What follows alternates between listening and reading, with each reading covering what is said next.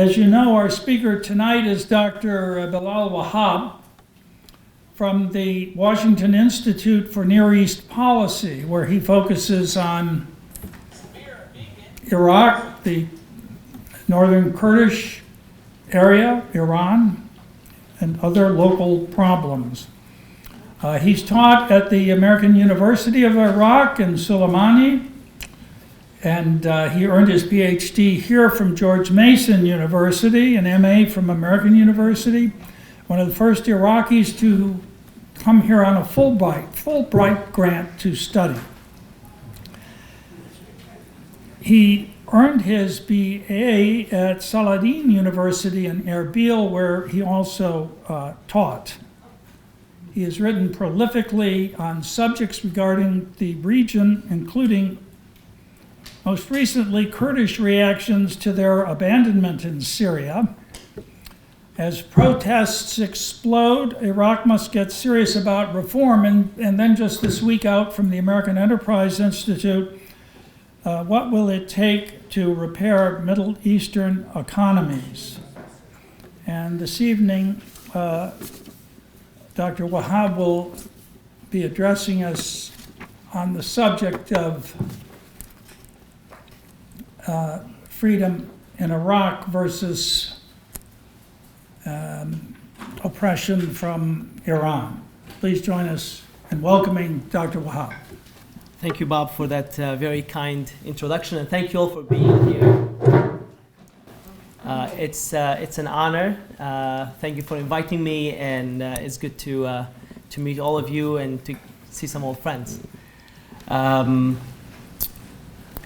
Iraq and the U.S., I think, have a history together now. We're kind of bound, whether we like it or not. The United States tried to forget Iraq, get away, escape.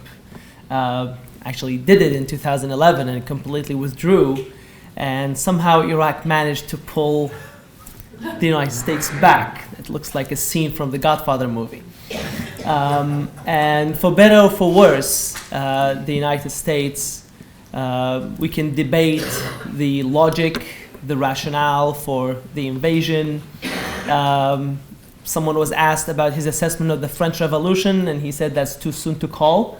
I think it's very, very soon to call what the United States did in Iraq. It's the big elephant. I am Kurdish, so my views of it is one of liberation from the tyranny of Saddam Hussein. Iraq was a big prison, and the future was bleak. We did not even have the space and the freedom of looking at the future. Now, I also sympathize with other segments of the Iraqi society that were perhaps less harmed by the regime, or perhaps even benefiting from that regime. So I think as a Kurd who survived chemical attacks, I lived my childhood in a refugee camp because my family had to flee Saddam Hussein's oppression, I should have the right of calling getting rid of Saddam Hussein a liberation, but I also give someone else who did not benefit as much from the invasion whatever other description they have. And that is my introduction to the discussion of freedom and liberty. And that is the gift that removing Saddam Hussein, the opportunity that removing Saddam Hussein gave us. Now, we can engage in blame games. As I said, that's a history that is still being written, and the story is not finished. But Iraq is one place where you can have free debates. Iraq is a place where you have different political parties. In fact, too many political parties, if you ask me. You have competitive politics. But because of the weak nature of the state, it was very easy for a corrupt elite, with the help of an outside force, a nefarious neighbor, Iran, to take control of this government and then try to use it not for the interest of the public and the masses and the citizens, but for other interests, which I'll refer to and probably elaborate on a little bit more. But that opportunity of of Iraqis having agency. It's a Middle Eastern cliche to blame anything and everything that happens on someone else. You know, the country where the most elaborate, or the part of the world where the most elaborate conspiracy theories are concocted. But what we see today in Iraq, particularly with this protest movement that's going on, and that's what I'm here to talk mainly about, I think the Iraqi youth in particular, 60% of Iraqis just do not know Saddam Hussein. They never lived under Saddam Hussein. They're not familiar with that regime. So they're not really looking backwards, they're really looking forward. And to that young, web-connected, globally aware youth, this Iraq doesn't really make sense. An Iraq that has for 2019 alone, the budget was $100 billion, that's with a B. A country that is the second largest, OPEC is second largest oil producer. Spent over $1 trillion since 2005, where the Iraqi government regained sovereignty. So this Iraq doesn't make sense. Baghdad constantly is voted one of the worst cities and capitals to live in. Basra, which accounts for 80% of Iraqi oil, doesn't have potable water. Last year, 7,000 people were hospitalized because they could not, because they were contaminated. They drank contaminated water. There hasn't been reliable electricity, 24/7 electricity in a country where the heat in summer is above 120 Fahrenheit. The country doesn't make sense. And they look at Kuwait and look at Saudi Arabia and anywhere else you look. You look at the country's own past, it doesn't make sense. The star of this protest movement is this three-wheel cart that they call it the tuk-tuk. It's basically a three-wheel bicycle or tricycle that has a cover, and it's used for transportation between one part to the other. And it's called the revolution of the tuk-tuk because those tuk-tuk actually play the function of ambulances. And so it's become a symbol of the protest. But just think about that for a second. Why should the capital of a country that produces about 5 million barrels of oil a day not have trams or metro systems or double-deckers, which was the hallmark of Iraq in the 1970s and 80s, but rely on tuk-tuk for public transportation? So this Iraq, in the past, if people didn't know what they're missing, okay, oppression could have worked. But in this day and age where people look at how the Emiratis live and how the Qataris live and how the Saudis live, this young Iraqi generation is not happy, is not satisfied. And also when it looks into the future where the political elite is taking the country, they're not happy with it. And they want to take matters into their own hands. And I go back to the question of agency. They're not saying this is America's fault because America, toppled Saddam Hussein. That's not the message you hear. Now, that doesn't mean they like America. Not necessarily. And they look at Iran. Yes, they blame Iran. They blame Iran very much for a variety of reasons that I'll get to. But let me conclude the point about agency.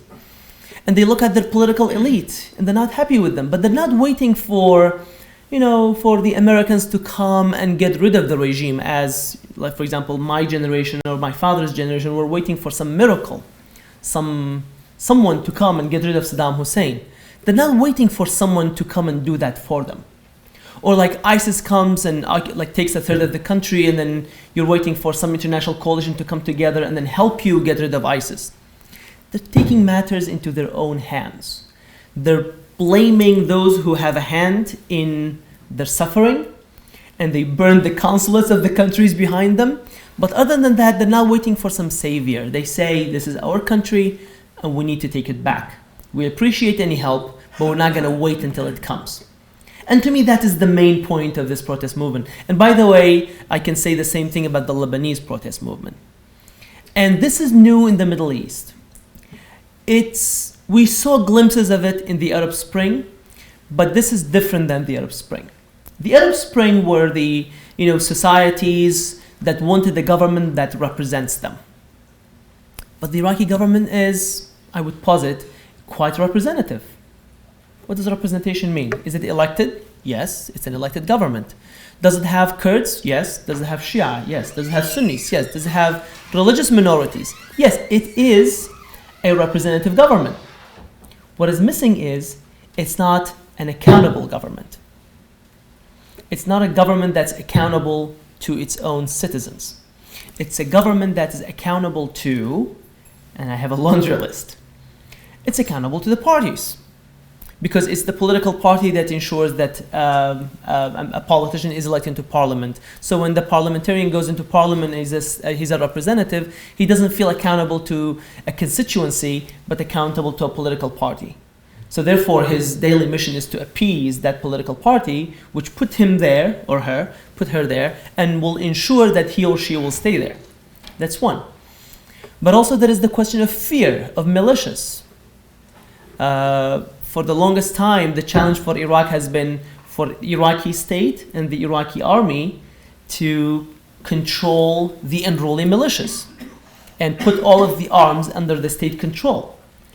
But with time, especially with the war against ISIS and the horrendous tragedy of $15 billion worth of American equipment and some 60,000 Iraqi soldiers just running overnight and leaving a third of the country to a ragtag terrorist group over, in pickup trucks.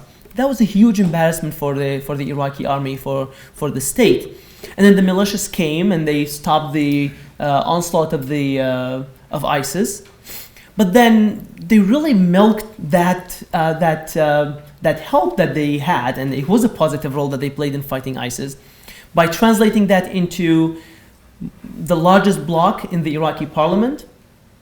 So translating the military victory, the role that they played in the military victory. I mean, Iraq alone could not have defeated ISIS without the help of the international coalition led by the United States, because that kind of warfare requires air support, which the Iraqi military doesn't have.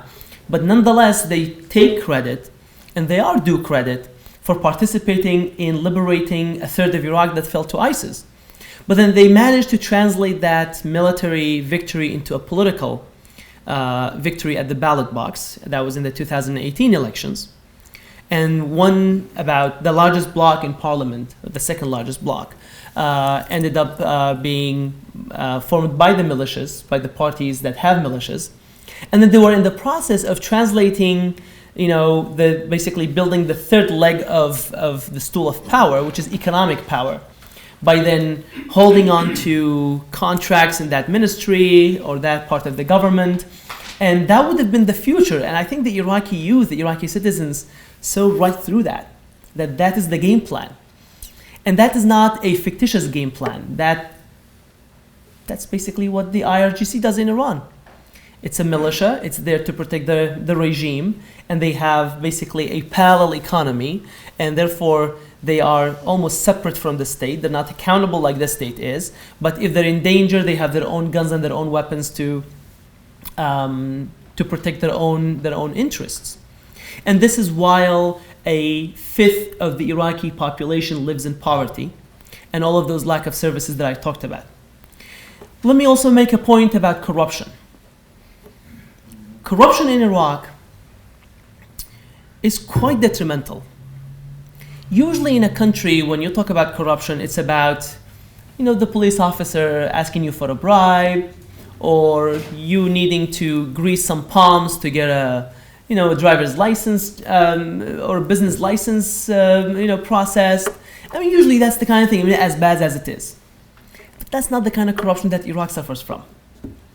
The kind of corruption that Iraq suffers from is a matter of national security. Let me go back to the example that I gave earlier. How come that the Iraqi military, with all the US training and the US equipment, could not defend a third of the country, which lost it to about 3,000 ISIS fighters on the back of pickup trucks? What happened there? Well, you can, if I were a security expert or a military expert, there would be military explanations, and I have colleagues who have written about about that. The book that you kindly alluded to actually has a chapter about generally Middle Eastern militaries. And my friend Ken Pollack has a very good book called Armies of Sand that talks about why Middle Eastern armies lose, despite the training and the technology and the aid and all that. But beyond that, one of the answers of why Iraq lost a third of the country so quickly, the answer actually lies in corruption, in political corruption. So let me take a step back to explain how corruption in Iraq works. The government is formed on a sectarian, political, or ethno-sectarian basis. Iraqis have a nice word for it. It's called muhasasa. Muhasasa basically means dividing or divvying up shares. Everyone gets a share. What that basically means is we have an election. Iraq has over 200 political parties. Everyone who manages to have a few seats in parliament therefore has a seat literally at the table. Then they sit down and they say, okay, let's carve up the government. Here's a big cake. It's $100 billion cake, quite literally, right? That's the budget. Okay, so how do we do that? All right, so that political party has 40 seats. That political party has 30 seats. That one has 2 seats. All right, so we come up with a formula. It's almost like back of a napkin formula. So every 10 seats is a ministry. Every 5 seats is a deputy minister. If you have 2 seats, that's like a director general. And then that trickles down all the way to the level of school principal. So imagine governing in such a system. Whose loyalty, like if you're a minister, who are you catering to? Who are you serving? Do you have time to serve like a constituency or the public? At the end of the day, this is an oil state. Let me make another academic point, perhaps. This is an oil state. In an oil state, you've all heard about the resource curse or the oil curse. My revenue is completely isolated, me, the acting minister, is completely isolated from the citizens. Like in a country like this one, if I were a congressman, I would say, I went to China on your dime. What I'm referring to is that you pay your taxes, you fund my government that allows me to be a diplomat or an army officer or a bureaucrat or a school teacher or a police or a sheriff, right? It's your tax money that allows the government to run. That's not the case in these petrostates. I sell oil, and my revenue comes from oil. And now you're asking me for a piece of that oil money that I made by signing a contract or by selling the oil. So in a way, instead of me looking at you as the source of my income, and therefore I'm accountable to you, the view, just naturally, the view of a leader in a petrostate to the citizens, toward the citizenry is, you're all leeches. I'm in government, I'm selling the oil, I'm making the money, I could take it all, but now I have to spend some of it on you. Now, if you're a dictator, that's what you do, right? You spend 20%, 30%, whatever, 80% on some government operations, and you pocket the rest. Because at the end of the day, you have to govern, you have to appease the society, you have to gain legitimacy to win over segments of your society. Now, if you're and that is basically the model of the monarchy, right? That's what happens. It's a social contract in which I provide you with free everything. Free healthcare, free education. You don't actually have to even work that hard because I'm bringing outside workers from around the world to do the work for you. And in return, what I'm asking you is to just shut up and let me rule. I mean, in a way, that's the very crude version of many of the rule in the petrostates. But Iraq is a democracy. We want it to be a democracy. No one has that kind of central authority and central power like Saddam Hussein did, or like a king does, or like an emir does, to do that. So then how do you rule? Well, some of that money has to actually trickle down into maintaining those 40, 50 seats or 30 seats or the 2 seats that you got. So how do I do that? If I'm a king and I live in a monarchy, I just have an army, right? And I provide all of those free services. The free services should co-opt, it's called co-optation and coercion. should do the job, should appease the large swaths of society. Because at the end of the day, what do people want? They want to have a living, they want to have good schools, and if you can provide that, you can gain the legitimacy because you're providing for your people.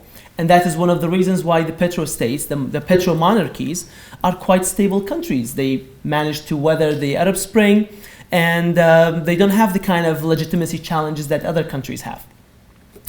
Other countries, as in republics, have. But in a place like Iraq, and of course, for the few that are not happy with the system, they can either escape and run away and get an asylum somewhere, or there is a security apparatus that's going to, ensure that dissent doesn't escalate. That was basically what Saddam Hussein did. Like, if you lived under Saddam Hussein and you laid low and you didn't really ask for freedom of speech or political freedom or religious freedom, life wasn't all that bad. I mean, unless you were Kurdish, which didn't matter. The poisonous gas didn't really differentiate between who's pro-Saddam and who's not pro-Saddam. But this new Iraq is different. No one has that kind of military power to maintain control over the entirety of the country. So if you cannot rely on force and coercion, then you have to basically spend more of your money on wielding this patronage network, on appeasing people, on winning over hearts and minds, quite literally. And that's what's been happening. So every political party has a TV. Every political party has when they get a ministry, right, they hire their cronies. That's where the word cronyism comes from. All of their supporters into that ministry. And then the contracts of that ministry goes into companies that are owned by party leaders. And that's how you literally grease the wheel. So how much can that trickle down? Not much, because at some point, the money is going to stop. At some point, you have to actually build roads, right? Because you can give people jobs, and Iraq is one of the countries that has, a creation. It's called ghost employees. A ghost employee is someone who earns a paycheck without actually showing up to work. When I tell that to my American friends, they say, "Oh, that's beautiful." It could be. But how many ghost employees can you hire? I have a friend who works at a bank, who manages a bank, and he says he has more people on his payroll than actual chairs in his bank. Why? Because someone comes, gives him a roster. These are, you have 100 additional employees that you have to hire and pay. But that system has run out of steam, right? Because the Iraqi education system, just sheer population growth, right? I don't have the number on top of my mind, but I believe it's 700,000 people who graduate universities every year. Now, the government needs to create 700,000 jobs every year just to break even. Now, at some point, the government is going to run out of chairs. Even if your oil production increases or doubles, you're not going to be able to manage, because it's not a small Gulf state. It's actually a large country. So running out of steam, you have this large swath of society that feels left out. And that's why they are on the street.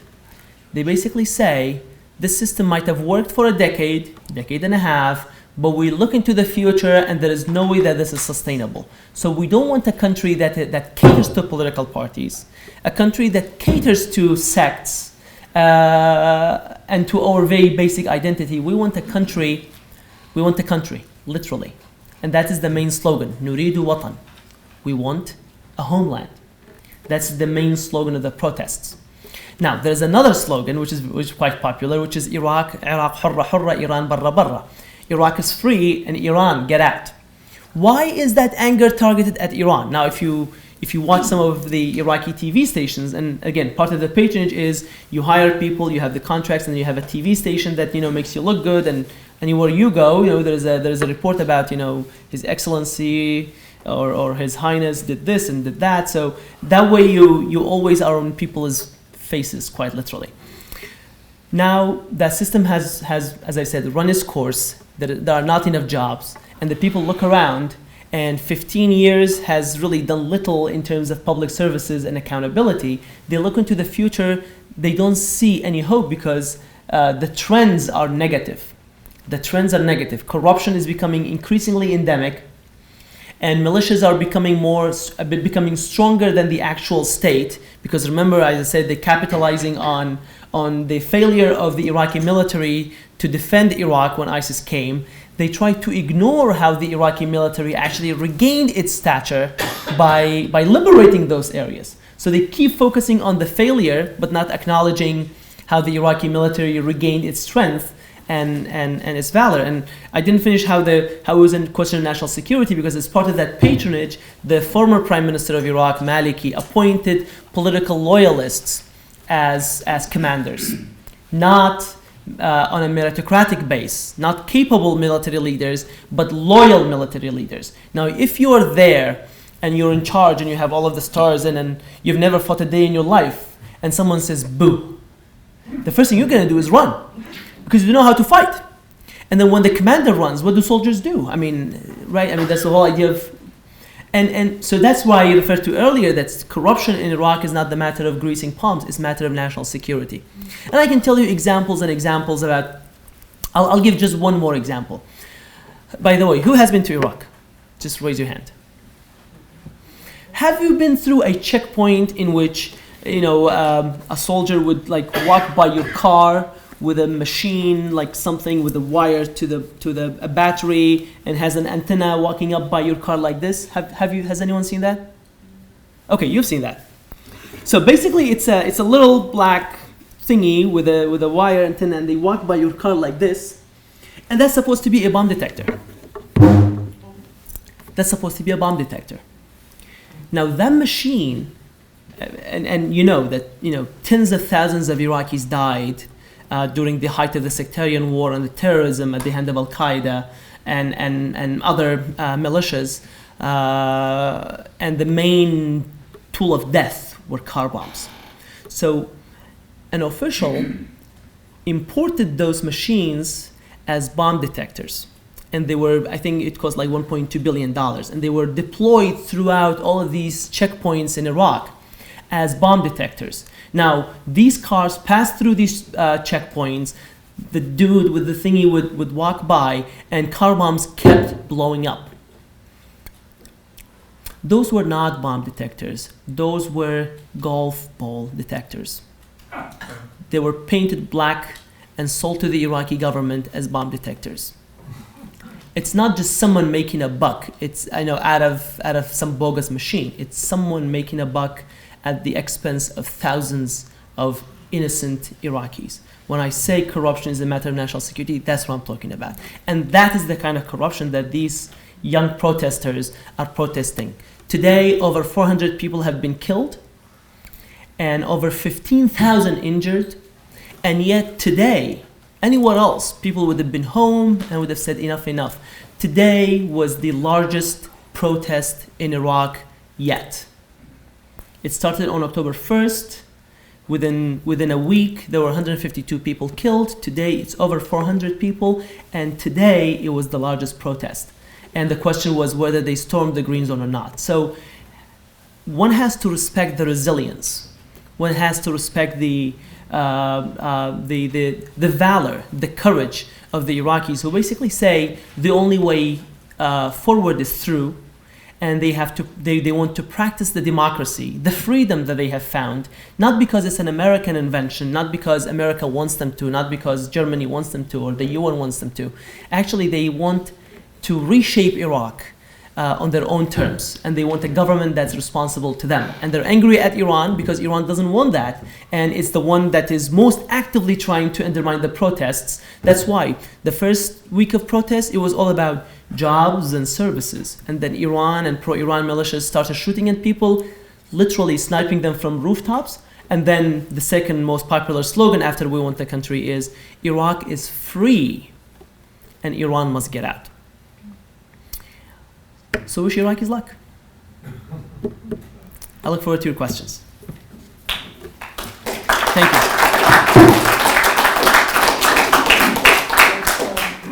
There's a mic. Okay. I think I can speak loud enough for this space. Okay. Yes, sir. It's I could do the easy for same, but groups- it's for the It's recording. easier to press it for the groups to say that they don't like the government that's there. But I haven't heard anything in terms of a proposal for what they do want. Yes. That's fair enough. So what does "we want the country" mean? That's a slogan, that's not a plan. And that's right. And I've been thinking about that a lot at my day job. It could be frustrating at times because the brutality of the crackdown and the lack of clarity of what the protesters actually want obviously is in favor of the better organized part. But it's December 10th, and these protests started October 1st. So these guys are up to something. I don't know, but they're up to something. They're not giving up. It means that they have an eye on the prize. And perhaps the prize is reshaping this dynamic, reshaping that social contract. It's not enough for you to represent me. You have to be accountable to me. Reshaping the nature of the electoral system. Some of the main asks is this government must go, and we hate political parties, and anyone who ever served in an Iraqi government since 2003 must not be prime minister. Just give us a fresh face, someone that we don't know. And now one of the demands is to form an electoral government, an electoral system in which individuals can run. Not political parties, but individuals. If you're popular in your neighborhood, you should run. Now, as a political scientist, we can debate the merits of that and how that would work. But basically, they know what they don't want. It's a revolt against the current system. It's a revolt against all of these parties who are in this big tent governments. Everyone is in it together, and no one is accountable for anything. I describe the Iraqi system as a system that offers many hands and rings to kiss, but no face to punch when things go wrong. They don't know who to blame, right? So now they're basically saying, all right, a curse on all houses. So they, literally last year in Basra, they went and torched one party office after the other. It's not because we hate this one and not that one. I said, you guys are all in it together, right? And you go and, you curse each other, and now that, we're losing, and then we're gonna basically all unite against you. It's like the prisoner's dilemma, and then the good version of it is there were two canned soup companies that were running ads against each other. This one's saying that soup has that ingredient and that causes cancer. And then the other soup company comes, the canned soup company, and says, well, that soup company, has that ingredient and that causes whatever, heart disease. And then while the population and people watched these ads, what happened? People started avoiding canned soup because it turns out that canned soup is bad, whether it's that company or the other company. So that's what's been happening, because with this competitive environment, these guys have been, telling on each other's bad behavior and corruption. So there is a lot of transparency, but they didn't know who to hold accountable. And accountable for basically saying, we want you to fix this, because you go to the prime minister, he says, I'm just put here by these parties. Like usually in a parliamentary system, just to to give you the epitome of lack of accountability. In a parliamentary system, who becomes the prime minister?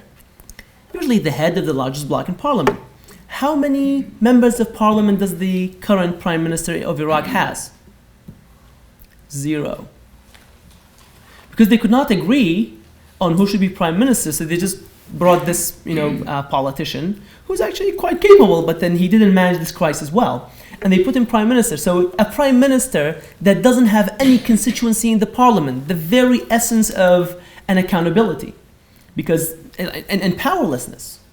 While all of the nefarious activities, all of those contracts, all of those shady businesses go on. So they want a face. So sometimes when they talk about what they want, it comes across as they want someone with whom the buck stops. And that sounds like authoritarianism, like a dictator. And it makes sense, because that's the only form of government that works in the Middle East somehow, right? But then they catch up and says, no, we tried that. That didn't really work, because that's what Saddam Hussein was. Yes, he started out well. I mean, don't get me wrong, Saddam Hussein almost built every hospital in the country.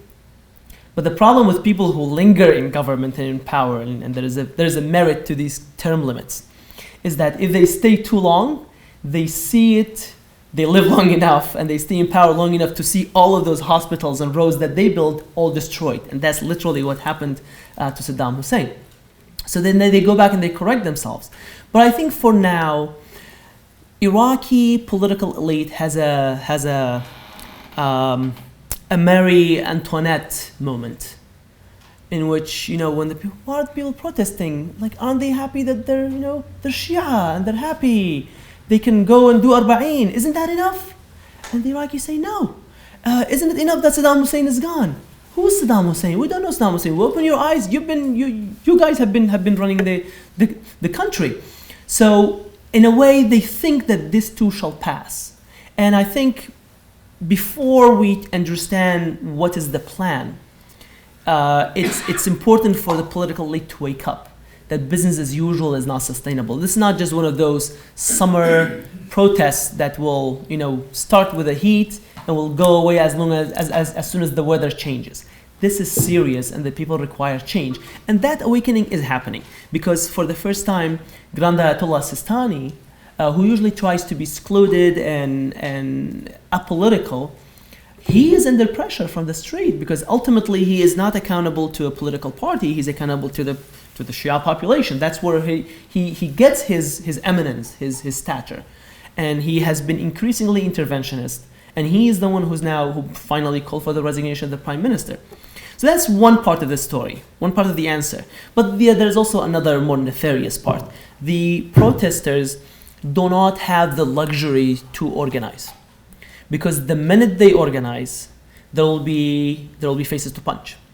And even now, and you saw that the State Department actually had issued statements about it, those who emerge as civil society leaders, as activists, as people who have a say within the protest movement, unfortunately they either get kidnapped, many of them have been assassinated, there are footage of some of them being assassinated. So even if there is organization within the movement, within the protest movement, they're afraid of coming out. So it's all about being leaderless and being grassroots.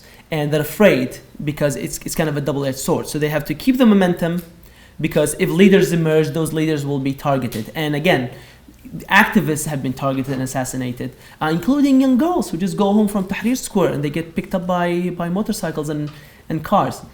So it's all about keeping the pressure on the government to basically convince them that business as usual is not sustainable, and getting the attention of the international community, for example, the United States.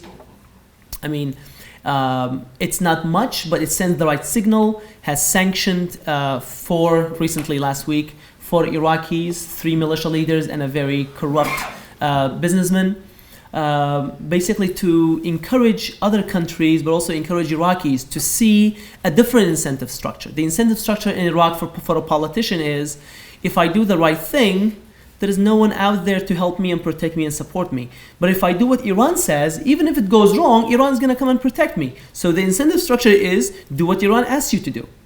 This protest movement is changing that incentive dynamic, and there is an opportunity for the United States, but also for Europe and other actors to go intervene and change that incentive structure so Iraqis can actually behave in the best interest of Iraq and the Iraqi citizens. Yes, sir. 2 questions.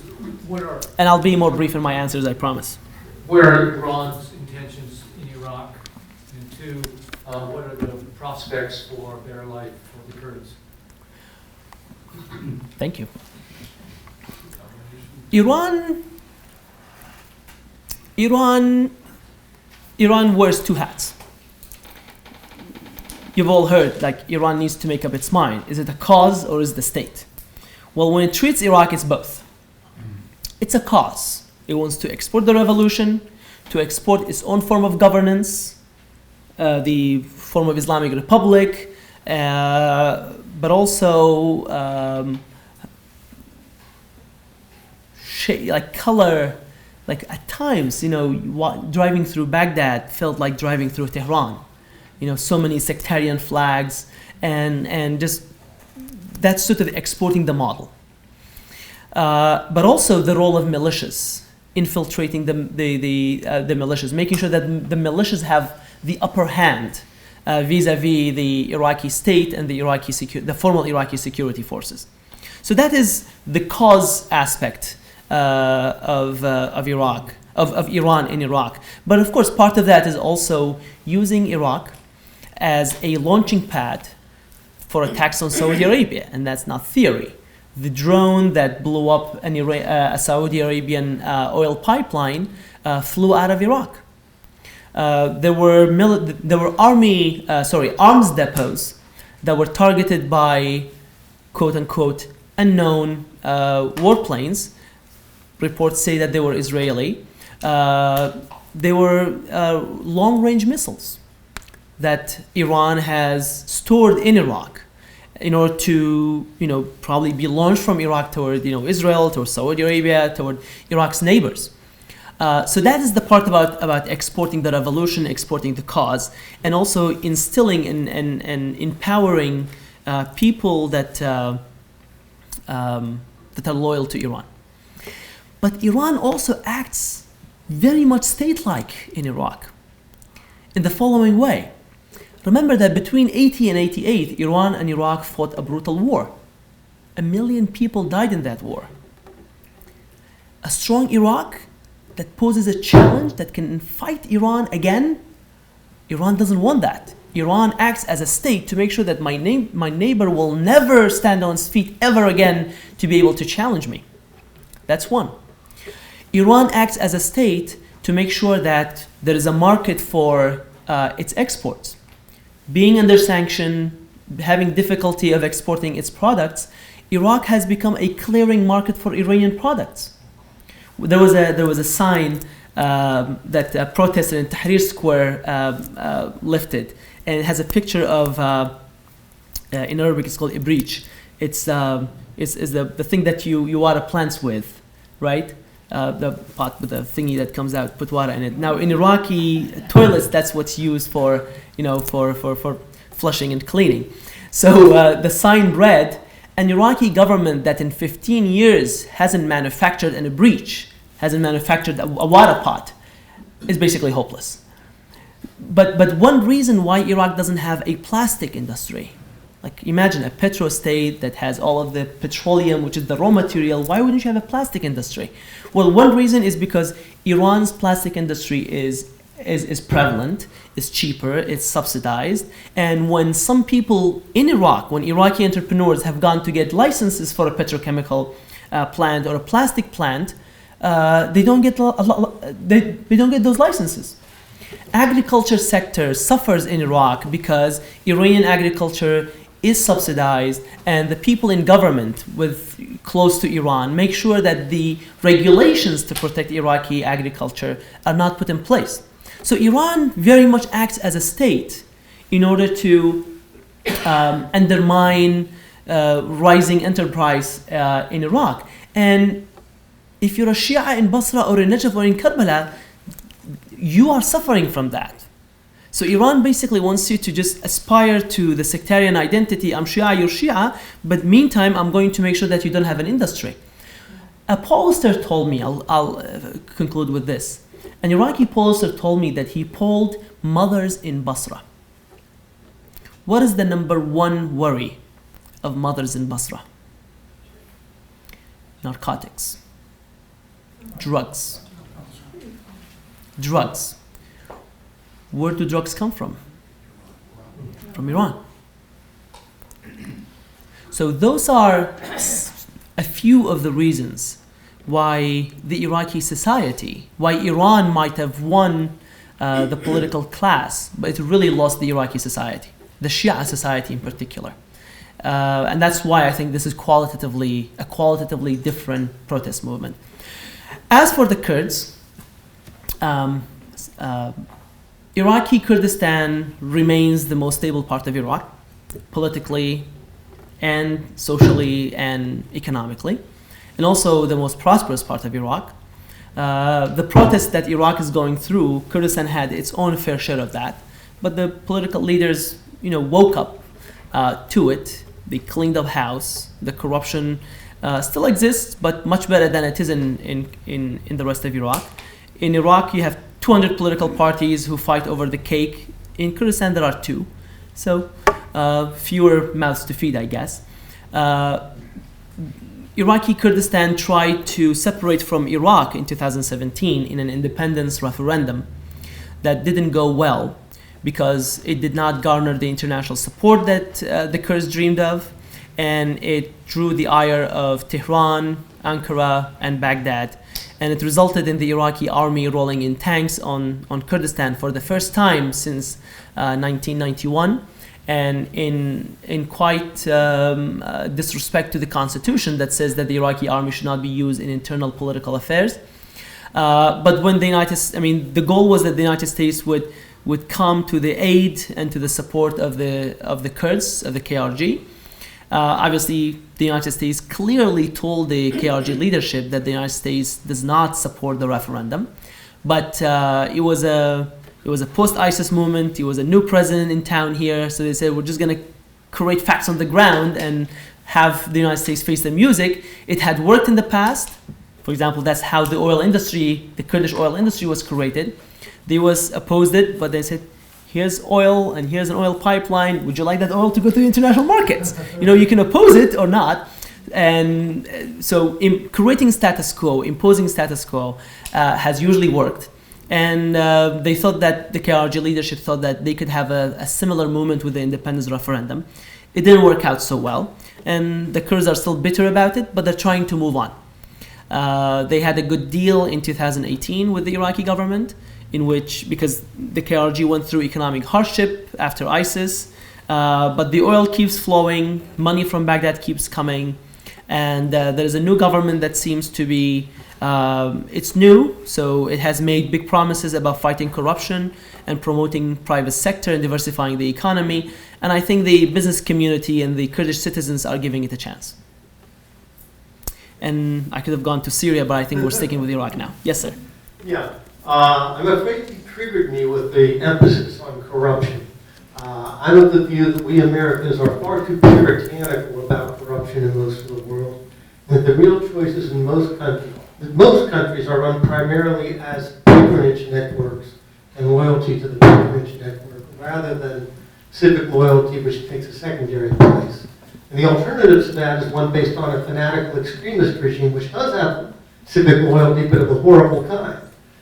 This seems to me very much the case in most of the Middle East, excepting possibly the Kurdish areas, and then only because they used to be extremist, and after the end of the Soviet Union they put that aside but kept the discipline, it seems. So my question is, can we envisage a more moderate, functional patronage regime in Iraq which distributes the benefits, which I think is the only way to run the country without tyranny? Or is there any such viable model that you can envisage? So I talked quite a bit about freedom. Freedom. Yeah. And I lauded the freedom that Iraqis have experienced and are experiencing. But one freedom that is still missing in Iraq, so you have freedom of speech, and when I say you have freedom of speech, there are curtailments as well. Like one of the things that the Iraqi government did at the protest movement was to shut down the internet and send like thugs to storm TV stations. But you still have a very vibrant media landscape in Iraq. In Iraq, you can speak your mind, unless you're Ahmed al-Bashir, the Iraqi political satirist, who's like a nomad or a gypsy of Iraqi TVs. He jumped so many Iraqi stations, that the poor fella ended up running to Jordan, and now he airs his show on Deutsche Welle, on the German Arabic TV station. So, with all the caveats and murdering journalists, I can still say that Iraq has a vibrant media landscape where there are serious debates and disagreements, and sometimes fistfights. So you have that. I would also say that Iraq has political freedom. You can be a communist in Iraq. Actually, the Communist Party in Iraq is part of the coalition. It's actually in alliance with Muqtada al-Sadr. I think that's pretty, as far as a story goes. However, and you have liberals, and you have conservatives, and you have sectarian parties, and you have you have political freedom in Iraq. You also have, to a great extent, religious freedom in Iraq. Lots of problems, caveats, but I'm making a more important point. The one freedom that Iraqis have not experienced is economic freedom. Iraq is an oil country. The only form of government, the only form of economic governance that Iraqis know, let alone the Iraqi government and the political elite knows, is state-controlled economies. It's socialism, the socialist DNA of the Ba'ath Party. The Ba'ath Party's full name is the Hizb al-Ba'ath al-Arabi al-Ishtiraki, the Arab Socialist Ba'ath or Rebirth Party. That's the official name of the party. So when a new generation comes in, that's the only form of government they know. So it's all about equal distribution. Who is fairer? Who is more equitable and more just in the distribution system? It's not about let's come up with a better economic system. And in fact, that's also one of the stark differences between KRG and the rest of Iraq. In Iraq, in the KRG, you have more consolidated power, and the trickle down works better. But even that patronage system, faced the music in 2014 when the Iraqi government stopped the flow of oil, and then all of a sudden they realized that selling oil means you have cash flow, but it doesn't mean you have an economy, because having money in your pocket doesn't equal having financial security. And all of a sudden people realized that, there's a difference between having money and having an economy. Because it's like blood going through the system. That's not necessarily, it's a condition of health, but that's not the only condition to health. So economic freedom is missing. It's missing in the education. Like, for example, the first time I ever took an economic class was when I came to this country and did a graduate class during my master's program. If you can go from elementary school all the way to a Ph.D. in Iraqi education system, and you would never take an econ class unless your degree is in economics. While here, my daughter took classes about finance and banking and interest rates in middle school, and she's taking another class in high school. Iraqi school system doesn't have any classes about econ. So economic and financial literacy is not there. So therefore, it's not part of the demand. When the people say we want a better government, it's more about someone who is more just and more equitable about distributing that oil revenue. What Iraq needs, and this is a debate, it's not a public or a populist debate, but at least people with the right mind know that what Iraq really needs is economic freedom. And the government is literally unable to create jobs just by producing more secretary jobs or bureaucrat jobs or people with a stamp who sign. To get a driver's license you need like 12 stamps. One minister was bragging about reducing the number of stamps from 12 to 7. So to get rid of this, you have to create a private sector. You have to promote entrepreneurship. You have to have banking. You have to create the ability of people of going and borrowing money from angel investors, not just pulling in family money. And all of that has happened, but there's a ceiling to family money and friends money and the neighborhood money. At some point, you need to diversify the economy, because an oil-based economy is by default volatile. The oil prices at the tank changes every day. That reflects the global oil prices. So imagine if your economy goes up and down with that. So that's one realization of the Iraqi leaders. But there is also the question of creating jobs, because the oil sector does not create jobs. I'll give you an example of Saudi Arabia.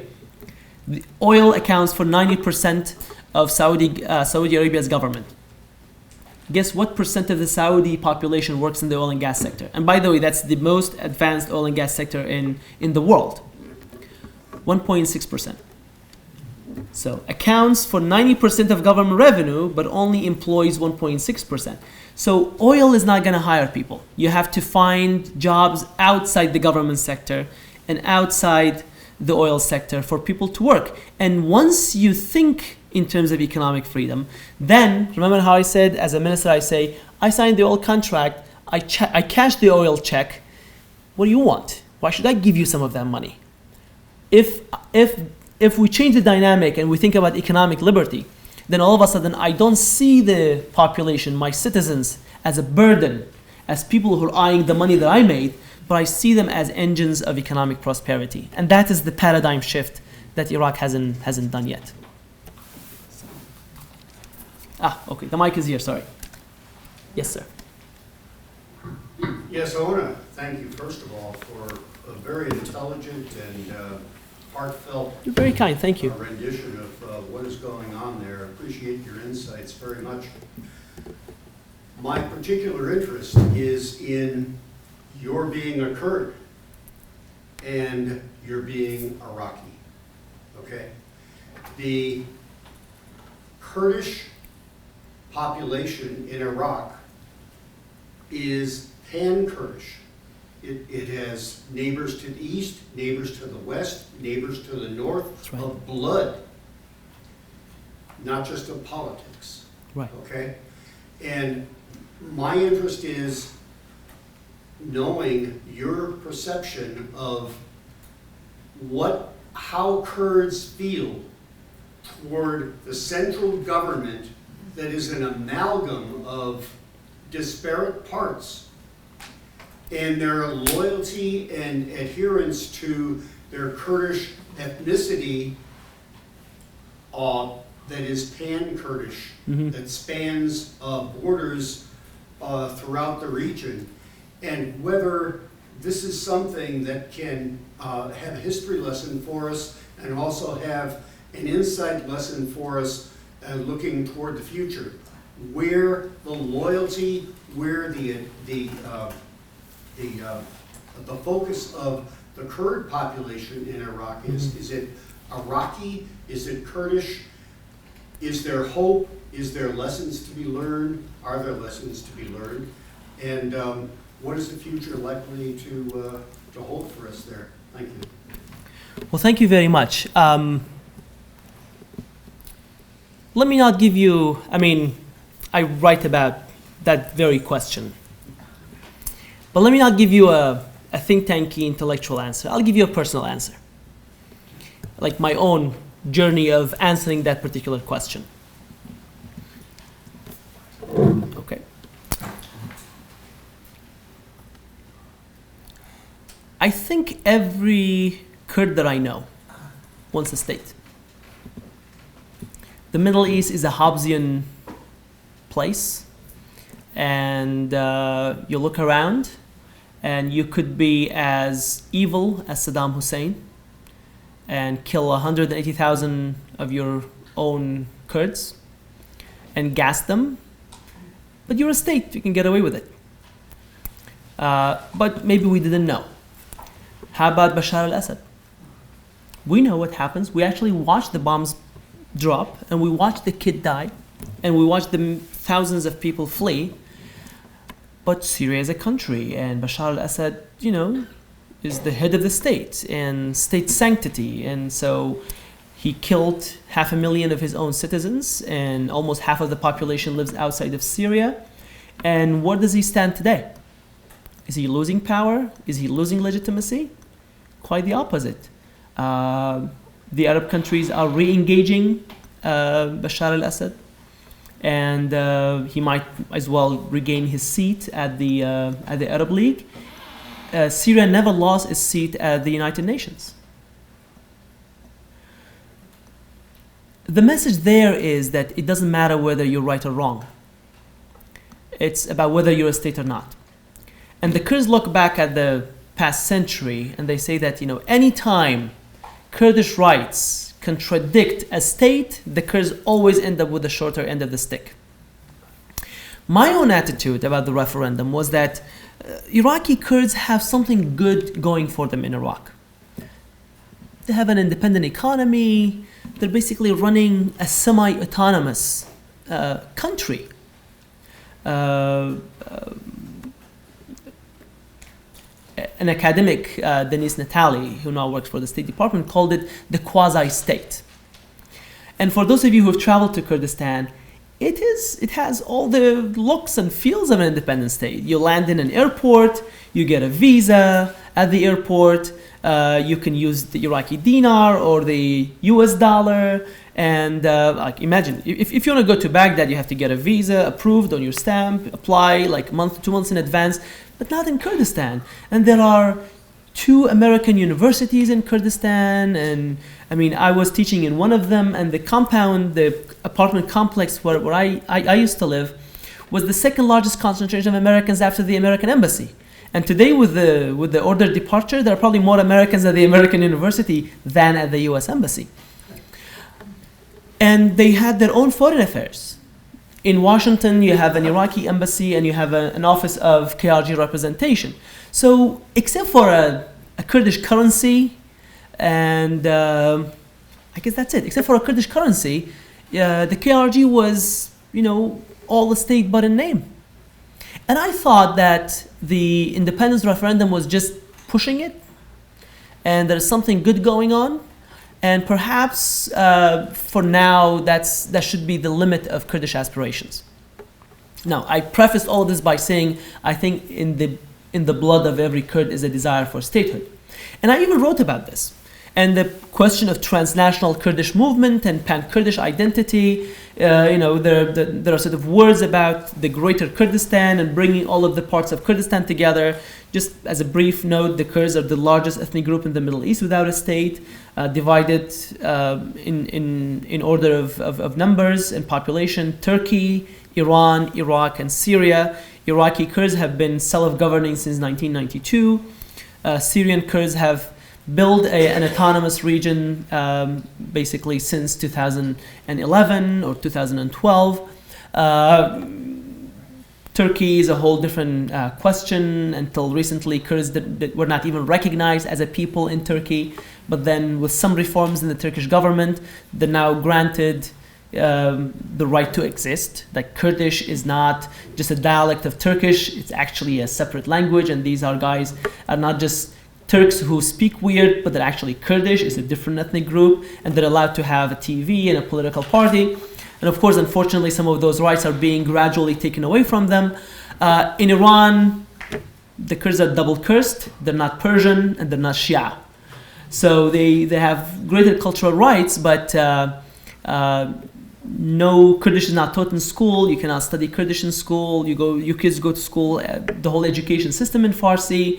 And it was actually only a few years ago that for the first time Kurds were allowed to become mayors and governors, because in a Kurdish town you had to import a Persian mayor or a Persian governor from a Persian town. So that was just as a way of background of where the Kurds are and why the question of statehood is important. So I am the one who I had a piece in the Washington Post basically argued that maybe this dream of bringing all of the Kurds together in one mega Kurdish state is probably too unrealistic for the Middle East. You have 21 Arab countries, and if Nasser and Saddam could not manage to, merge at least 2 of them together, I don't think the Kurds should be in the business of creating a mega Kurdistan. So how about 2 Kurdistans? So I wrote 2 Kurdistans are better than 1. And so arguing that Iraqi Kurds should manage their own affairs and Syrian Kurds should manage their own affairs, and what's wrong with having 2 Kurdish statelets? And as I said, I thought that the independence referendum of the KRG was too ambitious. But then I'm changing my mind after the Turkish invasion of Syria. Because Syrian Kurds, they didn't want a state. They never asked for a state. Actually, they all they wanted is to self-govern, and Syrian Kurds, the YPG, is not even nationalist like Iraqi Kurds are. They just said, we're here, we have some ideas about how to run the economy and how to run the, some books by, Mr. Bakhtin, who Abdullah Öcalan read, and we just want to have an experiment here. No grandiose, plans, and no ideas about changing the Syrian map. They recognize Syria, they recognize the territory of Syria, but and there is no one to rule here anyways. So we're actually doing a good job, and this part that we rule is the safest, most secure, most liberal, most diverse part of Syria. And not only is it safe and diverse, but Christians are part of the government and the Armenians are part of the government, and we Kurds were not allowed to use our language, but we're allowing everyone to teach in their own language, teach their kids however they like. And while we're at it, we're going to help the international community to fight ISIS, and we're willing to lose 11,000 kills for it. And in return for losing 11,000, all we want is for that 150 American troops to just stick around because that Turkish army really wants to come and cause us harm. And that was too much to ask. And so that's why I said I'm changing my mind that maybe in this Middle East, it's not enough to be the good guy. It's not enough to be the Democrat, to be the liberal, to be the open-minded, or to be the pro-West, because all of that is not going to provide you the protection that you need. Because when the Turkish army invaded, immediately 18,000 Kurdish people just fled their homes.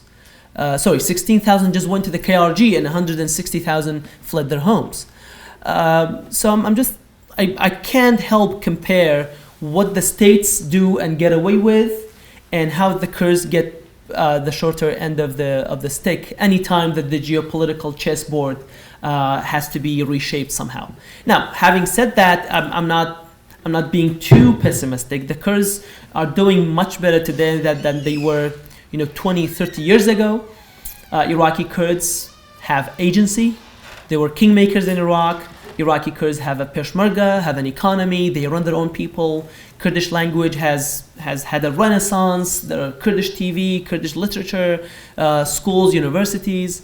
Syrian Kurds have agency. I mean, I just can ask you, 15 years ago, 10 years ago, have you ever heard of Syrian Kurds? Did you even know who they were, what they were doing? So there is awareness. For the first time, when the US makes a policy that hurts the Kurds, President Trump was never opposed by Republicans except for when he betrayed the Kurds.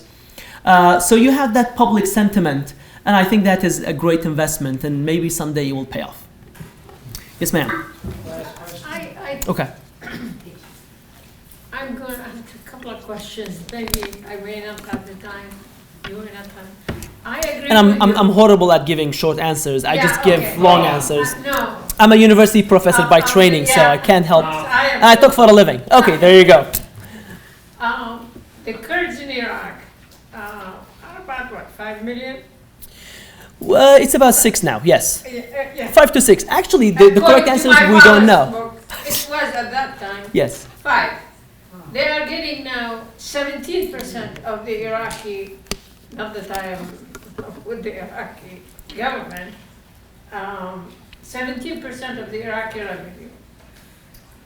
If we look at the US, there are so many ethnic, religious, and unbelievable groups, and yet, we all manage to live quite happily in here.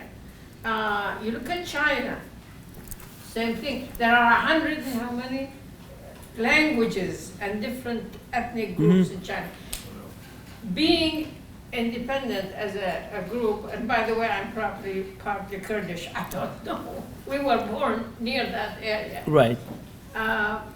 So that's not, as I think the Iraqi Kurds have always had it very, very good in Iraq, and I know that from my father's regime. First of all, now you're talking about how well they have done. It means they also got the revenue now. They got everybody, okay? So I am very happy for that. But if we look back at Iraq's, bringing Iraq now to the problem that we have, does this, as an academician, does not that remind you of what happened in the French Revolution, the Bastille? Madame de Farge sat there and had everybody's head cut off, okay? She had them one by one. But it went on from Robespierre to Marat to Saad to whether with Napoleon. Whatever. And it went on for 100 years before it finally settled down. Right. I don't know why I feel that as an Iraqi or an old Iraqi, since I never really lived there very long. I was very young when I came. And my father was involved in that thing. And got imprisoned because he was accused of making talks with Barzani, with a mullah.